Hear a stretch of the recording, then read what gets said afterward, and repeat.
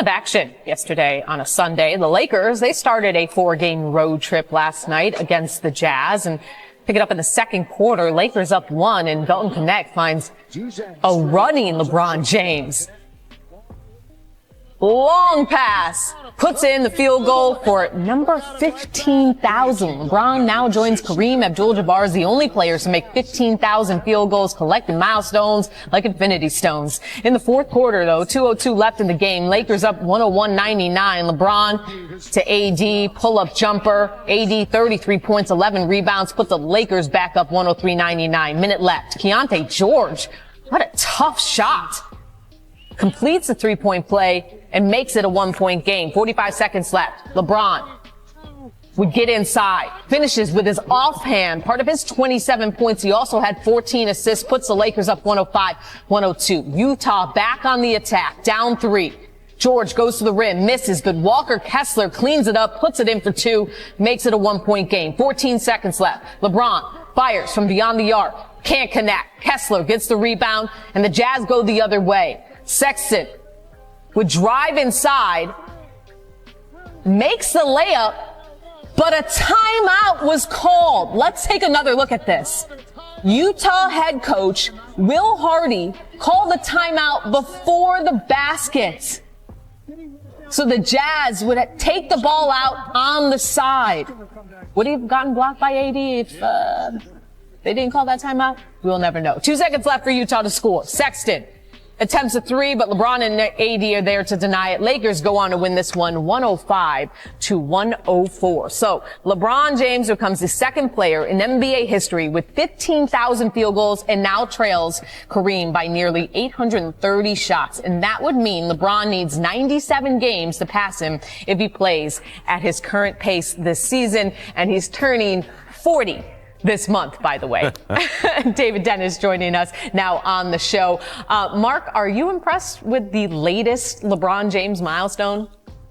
Is it okay with me to be more impressed with this than being the all-time leading scorer? I'm really, really intrigued by this because if you look at it, like LeBron has made 2,453 pointers. Kareem, 1. So that's something that people can always look at with an asterisk in terms of the all-time leading scorer. But when LeBron, assuming he continues to play, passes Kareem on this list, the three-pointers flip and actually go into in my opinion, to LeBron's advantage because Kareem didn't shoot 3. So once LeBron passes him in all-time field goals, you know, I hope that they celebrate that just as much as the other thing. I don't know. Stats-wise, to me, I do think that's more impressive. Well, in this one, he and Anthony Davis, they took 53 of the Lakers' 88 field goals, okay? And that is hero ball defined. That is LeBron, AD, you're the only ones who can score here, and I think that's not what the Lakers want when they're trying to win games. David, your thoughts? This is amazing that we're even talking about. LeBron is 22 years into the league, and we're saying he has 97 games to pass Kareem with field goals. And everybody's like, sure, he can do it. Like, no problem. Like, this is what we're talking about with this dude. Like, this is the belief that we have in LeBron passing this record. And I'm with Mark here. This is just as impressive as the all-time scoring record. Absolutely. Okay, so LeBron continues to leave people in awe, but the Lakers defense certainly has not been. It's been an issue, and the biggest one for them so far to start the season during this recent rough patch. They haven't been able to score much at all. During their last 6 games, LA is in the bottom third of the NBA in several offensive categories, including points, 3-point percentage, and free throws. And, you know, the Lakers currently are 6th in the West despite having lost 4 of their last 6 games, with all the losses coming against teams with winning records. And tonight, they'll face a struggling Minnesota team that sits outside the play-in in the standings and responded to being called front runners by star Anthony Edwards with a 1-point win against the Clippers. So, Ramona, which team has more to fix, the Lakers or Timberwolves in your mind? I mean, I still feel like it's the Timberwolves that have more to fix because they're still integrating Julius Randle into how they want to play. And they're missing the rebounding they got from Karl-Anthony Towns. That's why their defense hasn't been what it's been. And that's why Anthony Edwards is calling him his teammates frontrunners. I thought that was interesting that he did that because Ant's a great teammate. He's a great leader on that team. And that means standing by guys when things are bad, but also knowing how and when to deliver messages like he did. They got to figure out how they're going to play. I think they will. The Lakers, I think this has just been role players in and out of the lineup. They haven't been healthy lately, and so they've had to over-rely on Anthony Davis and LeBron James. David? Yeah, I think the Wolves have more to fix, but the benefit here is that these things are actually fixable. Like we are looking at Dante DiVincenzo, who was cold from three-pointer. He was shooting lights out last year. That's going to come back. They still have to work on integrating Julius Randle, and I think they can, fix that. Dillingham is going to be better through the rest of this season, and Anthony Edwards is going to only get better. So yes, they have more to fix, but unlike the Lakers, I think Anthony Davis and LeBron James are pretty much playing as well as you could possibly hope for them to play. There are so many players with Minnesota who have so much more improvement to make, and I think they can make that improvement. So right now, if I had to pick one team I'd rather be to make those improvements, it would be Minnesota. Well, I don't know, man. A lot of prayer for both teams. The Timberwolves seem to be imploding a little bit. I thought they were getting better, getting used to Julius Randle, and then you had the Rudy Gobert incident with the three.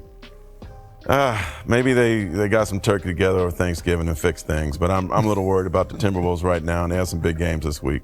I mean, I spent time with them right after, Ant called them out on Wednesday, and I spoke with Julius, I spoke with Mike Conley, and even Chris Finch, and I asked Chris Finch if he felt good about Anthony Edwards and what he said. He goes, yes.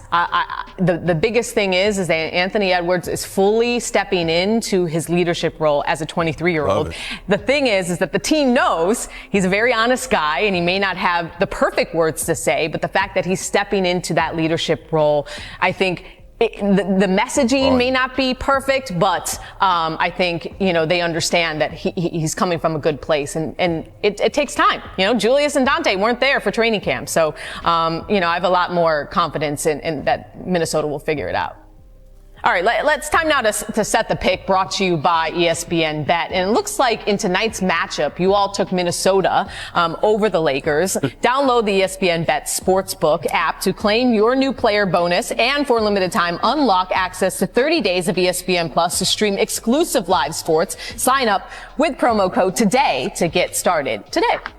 And let's go from the king to the freak, as Giannis and the Bucks are looking pretty good, winning 6 straight games. Giannis put on a show Saturday night against the Wizards, dropping 42 points, 12 rebounds, and 11 assists for his first career 40-point triple-double. It was Giannis' third triple-double in his last 6 games. And Giannis has been on a tear of late for the Bucks. And look at his numbers during this recent run for Milwaukee. Over 34 points, 11 boards, and 8 dimes per game. And the efficiency is still there, where he makes over 60% of his shots too. David, who has had the bigger turnaround during this streak, Giannis or the Bucks as a whole? This is all about Giannis. If you recall, a few weeks ago, they played Boston. We were here on this show, and he did the thing with Jaylen Brown, and we were all talking about how he was lacking maturity. Jaylen Brown was dismissing him, and Giannis was actually becoming this kind of laughingstock. People were making fun of him for the way that he was acting in the midst of this Milwaukee season. And I think that was a wake-up call for him. Since then, we have this 40-point triple-double. We got a 59-point game. We had that third quarter against the Bulls where he just bullied the entire team and had more paint points than that whole team through 3 quarters. He's just put this team on his back and reminded us that for the last half a decade, this NBA has been Jokic and Giannis as 1A, and that kind of got lost in the shuffle in these last few months, but he's right there back in the consideration for the MVP and part of this debate on which of these 2 guys you'd rather have on your team. But he's also added to his game. He's really worked on his mid-range game, shooting over 50% in the mid-range. That's something he's never done in his career. Always been great at the rim, but now he's added that mid-range game, and it's changed the way they're playing. I think Doc Rivers done a good job getting him and Dame Lillard to play together and running certain actions where this one goes for Giannis, this one goes for Dame, but they actually have a few plays now where they're lifting each other up. Well, I know Giannis is amazing. This kid, Dame Dollar, has been amazing too. And I'm glad you showed this highlight because he had 37 at Miami without Giannis. Cup game, wins that. And another thing, Brook Lopez, he had a really struggling October. He's been much better this month. Yep. Shooting the ball, scoring more. So I'll take it as a team. And as loud as everybody was about Doc Rivers and he needs to get fired, be as loud giving him respect back in this 6-game streak. Coaches get too much blame. when things are bad and too much credit when things are good. But Doc Rivers, they ain't hating on you right now. Yeah, I mean, last year was just tumultuous for the Bucks. And finally, Doc had a preseason and training camp with this team, and it's just 1/4 of the season in, guys. So let's pump the brakes, and the Bucks are certainly. Thank you for watching so far. Leave your comment below, and don't forget to subscribe so you don't miss any detail. A hug, and see you next time.